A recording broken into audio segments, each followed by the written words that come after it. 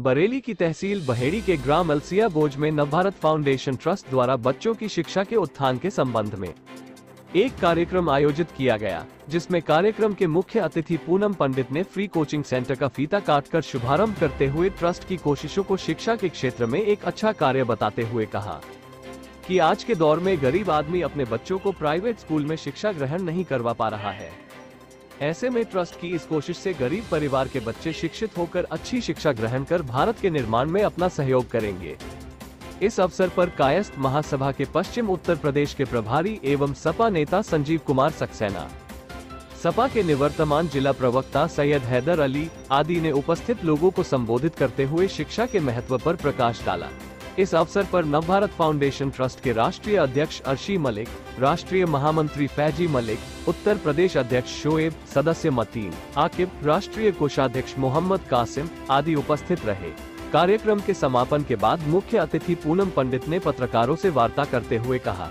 बरेली से रफी मंसूरी की रिपोर्ट। हो जाएगी। आज किस कार्यक्रम में आई हैं और किस जगह आई हैं? हमारे भाई ने शिक्षा की आवाज़ उठाने के लिए नवभारत फाउंडेशन का जो है उद्घाटन कराया है यहाँ पर, और एक शिक्षा के मंदिर के लिए आवाज़ उठाने के लिए तो पूरे देश में, जबकि मैं इतनी दूर, मुझे पता ही नहीं था कि बरेली से भी इतना दूर है। यहाँ पे देश का जो भविष्य है वो पढ़ेगा, शिक्षा लेगा, अपने समाज, अपनी गली मोहल्ला, अपना वार्ड, न जाने कितनी सारी चीज़ों में बदलाव फिर आता है। एक शिक्षा है सबसे ज़्यादा महत्व रखती है, तो उसी के जो है मुझे बुलाया है यहाँ पर। मुझे आमंत्रित करने वाले नवभारत फाउंडेशन ट्रस्ट के जो राष्ट्रीय अध्यक्ष है अर्शिल गिल हमारे भाई, उन्होंने मुझे इसमें आमंत्रित किया है। तो देश का भविष्य है तो जाना तो पड़ेगा ही। इस अवसर पर आप किस तरह का पैगाम देना चाहते हैं बच्चों के लिए और उनके माता पिता के लिए? मैं यही बोलूँगी कि जो नवभारत फाउंडेशन जो ये संस्था ट्रस्ट जो खोला गया है, ये शिक्षा के लिए खोला गया है। इसका किसी जाति या समुदाय से कोई मतलब नहीं है। इसमें हर व्यक्ति जो है शिक्षा ले सकता है, चाहे वो सनातन धर्म से है, चाहे वो सिख धर्म से है। शिक्षा का जो मंदिर है वो देश की शिक्षा का मंदिर है, किसी स्पेशल जाति समुदाय के लिए नहीं है ना।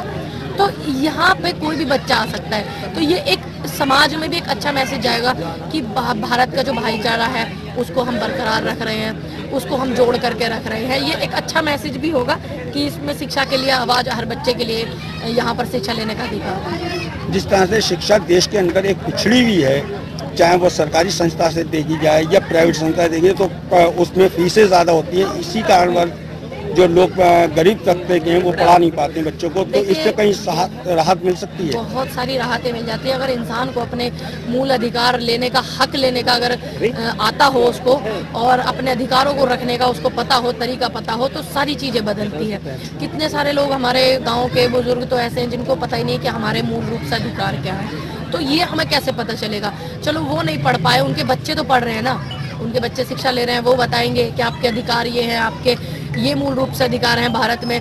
तो यही सारी चीज़ें हैं। तो शिक्षा जो है हमारे देश में ही नहीं, आप किसी भी देश में चले जाइए, जिस देश की शिक्षा सुधरी हुई है ना, उस देश में आप परिवर्तन देख लीजिए, आप उठा करके देख लीजिए हिस्ट्री। जिस तरह से आपका इतनी दूर से आना हुआ है यहाँ पर, यहाँ के जो माता पिता हैं जिन बच्चों को शिक्षा देने की बात की जाए, तो उनके लिए आपका क्या पैगाम? मैं सभी को बोलूँगी कि बेटा और बेटी सब बराबर है और सभी को उच्च शिक्षा का अधिकार है।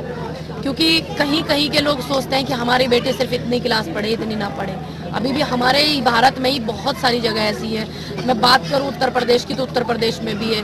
तो मैं बस उनसे ही बोलूँगी, उड़ने दे आज़ाद फिजा में इन परिंदों को, जो तेरे अपने होंगे तो वो लौट ही आएंगे, और आज़ाद फिजा में पंख लहराने वाले इतिहास ही लिख कर जाएंगे। तो मैं सभी को बस यही बोलूँगी, बेटा हो या बेटी हो, सभी को जो है शिक्षा का अधिकार है।